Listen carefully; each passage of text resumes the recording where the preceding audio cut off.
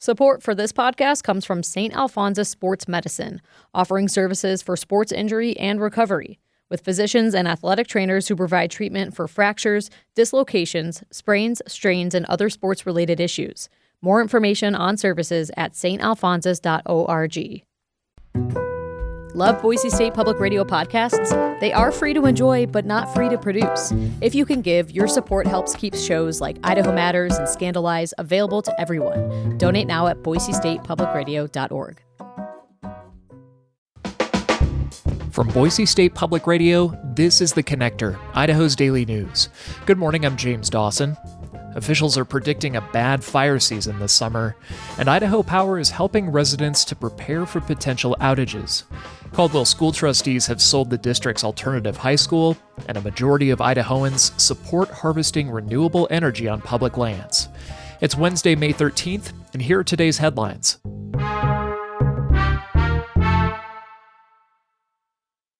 The Idaho Supreme Court is asking state lawmakers to clarify a law passed last year that covers when an indigent person can have a publicly funded lawyer during parental rights proceedings.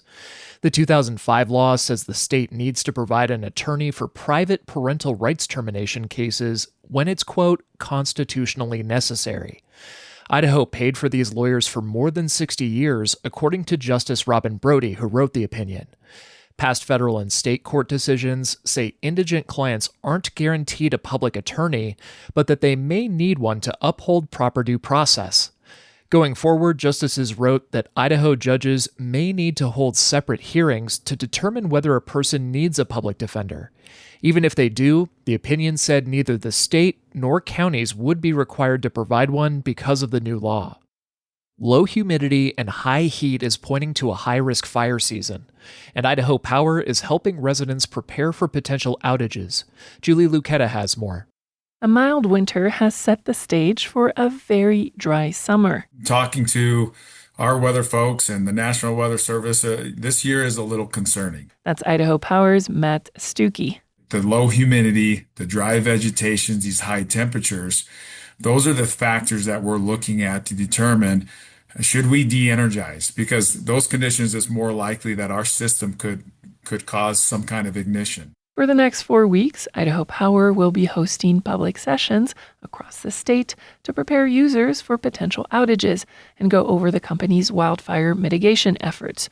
Those include investing in self-contained fuses and emergency power shutoffs. Risk areas are those city-urban wildland interface, where there's lots of fuel right on the border of cities and forests, where we have lots of structures. The first of 6 virtual info sessions is scheduled for tonight and will focus on the southern and eastern Idaho regions. Julie Lucetta, Boise State Public Radio News. Caldwell School Board trustees have sold the district's alternative high school building to a local manufacturing company for $2.6 million.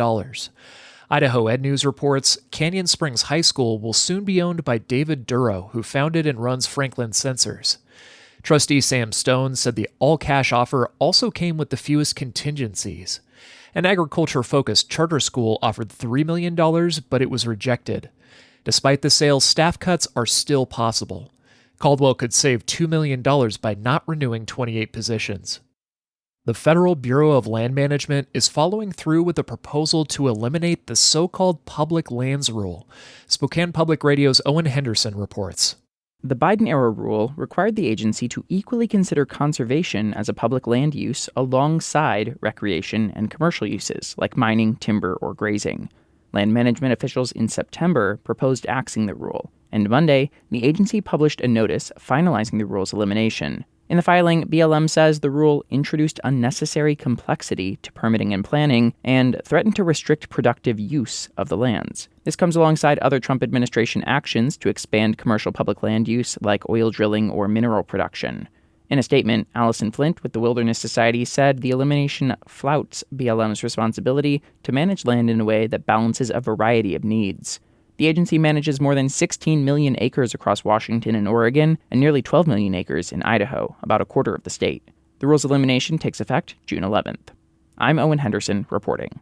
A majority of people support using public lands to generate solar and wind power. That's according to a new climate-focused poll out of Yale University's School of the Environment. It found that 75% of people somewhat or strongly supported the idea. Jennifer Marlin is a senior research scientist with the school. She says the findings highlight a gap between the policies of President Trump's administration and the general public. There's really broad support for solar and wind and shifting to renewable energy that is not consistent with what the administration is pushing for. The data show more people support generating renewable energy on public lands than for drilling and mining. Another question in the poll asked people if they believe global warming is affecting the weather in the U.S. In Idaho, 56% said they do. And Perpetua Resources, the company behind the reopening of the Stibnite mine, says a federal $2.7 billion loan could be voted on in the coming weeks. The proposed loan is on the May 21st agenda for an Export-Import Bank of the United States Board of Directors meeting behind closed doors. With that loan, along with nearly $670 million the company has on hand, it says it will be able to fully fund the gold and antimony mining project that's expected to last 15 years. Late last week, a group of environmental advocates asked a federal judge to halt the project, saying it would pollute the nearby South Fork of the Salmon River. It's part of an ongoing lawsuit dating back to 2025. The hearing on that motion is scheduled for May 28th. And that's today's episode of The Connector. I'm James Dawson, and we'll see you back here tomorrow. You can find this and other Boise State Public Radio podcasts on Apple Podcasts, Spotify, or wherever you're listening right now. You can also listen to Boise State Public Radio podcasts on YouTube. Thanks for listening.